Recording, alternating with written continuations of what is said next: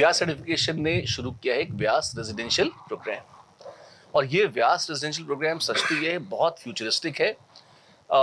कोटा शहर जो डगमगा रहा है, लड़खड़ा रहा है, पिछले 30 साल से कोटा एक बहुत बड़ा गढ़ है किसका? कोचिंग का। और कोचिंग शब्द को अलग अलग लोग अलग अलग तरीके से देखते हैं। जैसे अगर मैं देखूं तो मैं कोचिंग को बहुत हाई क्वालिटी इंटेंस एजुकेशन से जोड़ता हूं कि हमारे देश में पढ़ाई और एजुकेशन के नाम पर जो फर्जीवाड़ा चलता है उसमें कोचिंग अकेला मुझे ऐसा क्षेत्र दिखता है जहां ईमानदारी से टीचर पढ़ाते हैं और बच्चे पढ़ते हैं। अब ये कई लोगों को बहुत सदमाकारक लग सकता है कि वह कोचिंग में ईमानदारी से लोग पढ़ाते हैं। बिल्कुल सच तो ये है कि हम कोई सर्टिफिकेट नहीं देते, हम कोई डिग्री नहीं देते। जिन स्कूलों, कॉलेजों, इवन महान आईआईटीज और आईएम्स में यदि आईआईटी ये कहे कि हम तुम्हें डिग्री नहीं देंगे, यदि आईएम कहे कि हम तुम्हें डिग्री नहीं देंगे, यदि स्टैनफोर्ड और एमआईटी कहे कि हम तुम्हें डिग्री नहीं देंगे, तो एक बच्चा पढ़ने ना जाए वहां, कोई बच्चा उस कैंपस में पैर भी ना रखे। हम कोई डिग्री नहीं देते, हम कोई सर्टिफिकेट नहीं देते, हमारे पास कोई सरकारी सस्ता ठप्पा नहीं है, कोई इस तरह का कोई तंत्र नहीं है।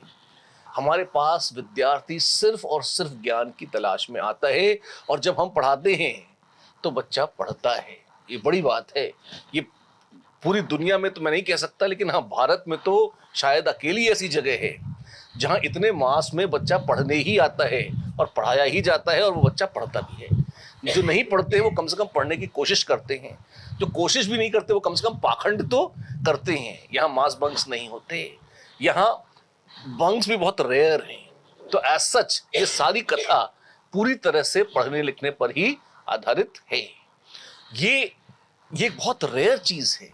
बहुत से लोग जो कोचिंग की आलोचना करते हैं, जो क्रिटिसाइज करते हैं कोटा को, कोटा के नाम को बहुत अलग दृष्टि से देखने की कोशिश करते हैं, उनको शायद ये बात समझ में नहीं आती। बहुत बड़े बड़े लोग, बड़े ज्ञानी लोग, आईआईटी के डायरेक्टर, बड़े बड़े प्रोफेसर्स जब इस तरह की बातें करते हैं तो मुझे थोड़ा सा दुख होता है, इसलिए क्योंकि वो सिस्टम को समझे बगैर उनको क्या लगता है क्या लोग सिर्फ बेवकूफ बन रहे हैं। नहीं, आप किसी एक व्यक्ति को कुछ समय तक बेवकूफ बना सकते हैं, बहुत सारे लोगों को कुछ समय तक बना सकते हैं, लेकिन लाखों लोगों को 25-30 साल तक आप मूर्ख नहीं बना सकते। झूठ बोलकर आप उनको कुछ नहीं कर सकते, है ना। तो ये कोटा के एजुकेशन सिस्टम की, कोचिंग सिस्टम की ताकत है। और सच तो ये है कि यहाँ में जो हमारी लर्निंग्स हैं, जो अच्छी चीजें हैं, उनको पूरे देश के स्कूल सिस्टम को सीखना चाहिए। हम कोचिंग से सीखेंगे, घमंड छोड़ दीजिए। घमंड और पाखंड अगर त्याग दें आप और यदि दृष्टि निर्मल हो जाए तो आपको कोटा से सीखने को बहुत कुछ मिलेगा। ये जो बातें मैं आपको बता रहा हूँ, कोटा यहाँ से शुरू होता है। बच्चों के लिए बहुत फायदेमंद चीजें बहुत सालों तक हमने ऐसा सिस्टम करी है। और धीरे धीरे जैसे जैसे पेरेंट्स का प्रेशर बढ़ा और कोचिंग्स के मन में फिर लोभ की वृद्धि हुई, वैसे वैसे बहुत सारे ऐसे विद्यार्थी भी कोटा आने लगे जिनको शायद आईआईटी जेईई या नीट की तैयारी के लिए कोटा नहीं आना चाहिए था, पर वो आते गए, लोग एडमिशन लेते गए और लगातार धीरे धीरे अब जैसे 2-2.5 लाख बच्चे जिनके आने की चर्चा होती है वो हैं।